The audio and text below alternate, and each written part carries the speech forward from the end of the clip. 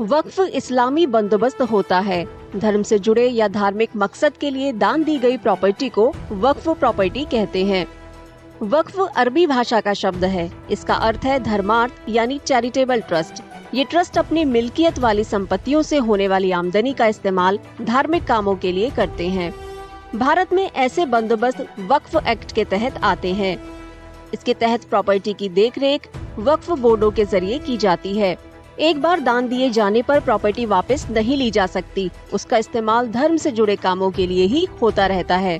Specifically मुस्लिम का word क्यों इस्तेमाल किया गया है? क्योंकि वक्फ जो है, वक्फ एक इस्लामिक ड्यूटी है एक्चुअली, तो इसीलिए उसके अंदर जो है मुस्लिम्स को उसके मैनेजमेंट के लिए, उसकी गवर्निंग के लिए मुस्लिम्स को इसलिए स्पेसिफिक किया गया है। जहाँ जैसा आपने क्वेश्चन पूछा कि इसके ऊपर क्या इफेक्ट पड़ेगा, तो जहाँ तक है सरकार ये चाह रही है इसके अंदर कि इसके अंदर दूसरे धर्म के लोगों को भी शामिल किया जाए। तो जब ऑलरेडी क्लियरली तौर पर ये वर्ड स्पेसिफिक है वक्फ एक्ट के अंदर कि क्योंकि मुसलमानों के ज़रिए ये आवाम की भलाई के लिए ज़मीन दी जाती है और ये मुसलमान ही इसको गवर्न करेंगे।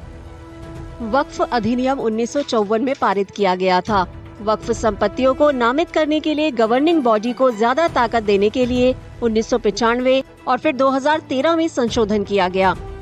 एनडीए सरकार इस अधिनियम में संशोधन करने के लिए पूरी तरह तैयार है। प्रस्तावित एक्ट धारा 40 को हटाने की कोशिश है। इसमें बोर्ड को वक्फ प्रॉपर्टी घोषित करने की ताकत मिलती है। मौजूदा अधिनियम में बड़े बदलाव का प्रस्ताव है, जिसमें वक्फ बोर्ड में मुस्लिम महिलाओं और गैर मुस्लिमों की नुमाइंदगी देना शामिल है। देखिए, वक्फ के तहत जो प्रॉपर्टीज हैं वो कॉन्स्टिट्यूशन से प्रोटेक्टेड है। वक्फ में जो प्रॉपर्टीज हैं वो वक्फ से मुतालिक जो कानून है, शरीयत एप्लीकेशन एक्ट 1937, जिसको हमारे कानून ने, हमारे संविधान ने मान्यता दी है। उनका कहना है कि एक्ट में संशोधन के तहत बोहरा और आगा खानियों के लिए अलग बोर्ड बनाने और दूसरे मुस्लिम समुदायों की नुमाइंदगी को बढ़ावा देने की भी कोशिश की जा रही है।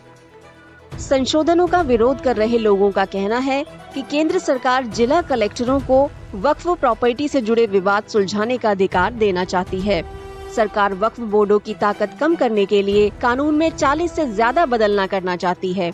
इसका असर देश भर में 8,72,000 से ज्यादा अचल और 16,000 से ज्यादा चल वक्फ संपत्तियों की देखरेख करने वाले 32 बोर्डों पर पड़ेगा। देखिए, जो 1995 का वक्फ एक्ट था उसमें कुल 44 अमेंडमेंट किया जा रहा है, 44 बदलाव किए जा रहे हैं। वोहरा और आगा खानी मुस्लिम्स को भी अब मान्यता दे दी गई है। वक्फ को अनिवार्य रूप से घोषित करना अनिवार्य कर दिया गया है, यानी अगर आप प्रॉपर्टी वक्फ डिक्लेयर कर रहे हैं तो बाकायदा उसको लिखित में स्टैम्प पेपर पर डिक्लेयर करना होगा, गवाहों के सामने होगा। तो वक्फ प्रॉपर्टी कब हुई है, कब वो दान की गई है, किसने दान किया है, कब दान किया है, किसके सामने दान किया है, इसका प्रॉपरली जो है लिखित इसका दस्तावेज बनेगा। महिलाओं को भी अब इस पर पूरा उनको अधिकार मिल गया है। पहले क्या हो रहा था, बाय द वे, किसी महिला को बच्चा नहीं है तो अपनी ज़मीन अपने भतीजे को, भांजे को, बहन के बच्चे को नहीं दे पा रही थी, वो प्रॉपर्टी वक्फ में जा रही थी। अब बिना महिला की सहमति के आप प्रॉपर्टी नहीं ले सकते हैं, उसको वक्फ डिक्लेयर नहीं कर सकते हैं, उसमें महिला की सहमति जरूरी है। एक्ट में संशोधन के फैसले ने इसे लेकर बड़ी बहस छेड़ दी है कि क्या सरकार वक्फ बोर्डों की ताकत कम करना चाहती है या उसका इरादा उनके कामकाज में पारदर्शिता बढ़ाने का ही है।